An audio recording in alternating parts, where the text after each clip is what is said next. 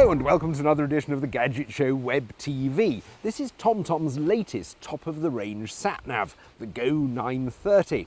I've always been impressed by TomTom's budget satnavs, so I was very interested to see what extra you got in one that costs around 3 times as much.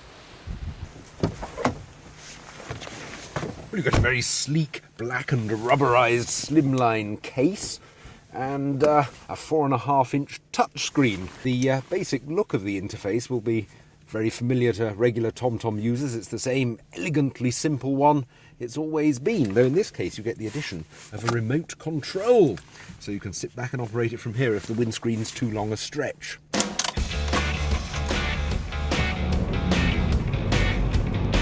One of the new features is advanced lane guidance. This means that when you're approaching a complex junction, a picture of the junction pops up on the screen. Works fairly well, and all the major motorway junctions seem to be covered, but there are actually only a limited number of preset pictures, and they don't always accurately represent the junction. There's also an icon in the bottom left hand of the screen that pops up telling you which lane you should be on, roundabouts for example, although I don't find it's that accurate. You see here it's telling me quite clearly I need to be in the right hand lane, whereas I can actually be in either lane, and if you didn't know this road that could be quite misleading. You could be in a panic saying, "Oh, I must get in the right hand lane quickly, it's telling me I need to."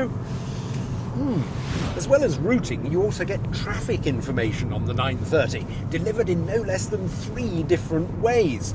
There's TomTom's new HD traffic service, which uses live information gathered from mobile phones carried in cars. Sounds very exciting. Unfortunately, it's not launched yet in the UK, so I can't tell you whether it works. The second way is using RDS-TMC traffic information, which should be picked up by the unit and displayed in a bar on the left-hand side. Unfortunately, the signals aren't strong enough for the unit to pick them up, so you don't get that either. The third way you should get traffic information is via TomTom Traffic, using the data connection on your mobile phone. Unfortunately, I ran into problems there as well. My Nokia N82, hardly an unpopular phone, is actually incompatible with the 930. And my older Nokia N73, although it is on the list of compatible phones, I couldn't make it work. So, all in all, I ended up with no traffic information at all. Another new feature is IQ Routes.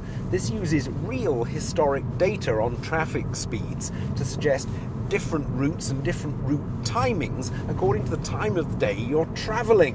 I found it was uncannily accurate on a couple of journeys to and from London, slightly less so in the Birmingham rush hour. Another premium feature of the 930 is that it comes with maps for no less than 35 countries, so it should be a great luxury sat-nav for the international traveller. Disappointing then that there were a surprising number of mistakes in the mapping closer to my home. There was no entries that weren't recognised, there were right turns on a dual carriageway which you used to be able to make, but where the gaps have now been closed. And cheaper TomToms I've tried in the past, none of those mistakes have been there, which is really surprising. There are a couple of very positive features about the 930 though, which are probably best demonstrated standing still.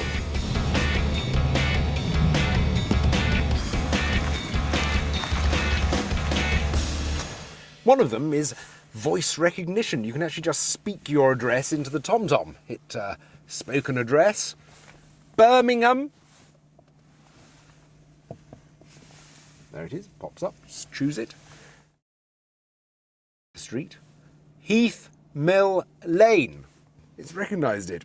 Compared with most voice recognition systems, I think that's pretty good, and with no learning process. Another good thing is the FM transmitter that's built in. That means you can play your traffic instructions, or indeed any music that you've put into the TomTom through the SD card slot, through your car's radio. It's easy to set up, and it sounds good. All in all, I'm rather underwhelmed by TomTom's top-of-the-range sat-nav. Its good features seem to be outweighed by its disappointing ones. It hasn't shaken my faith in TomToms as a whole, just that I think you'd be better off buying one of their cheaper models than splashing out on one of these.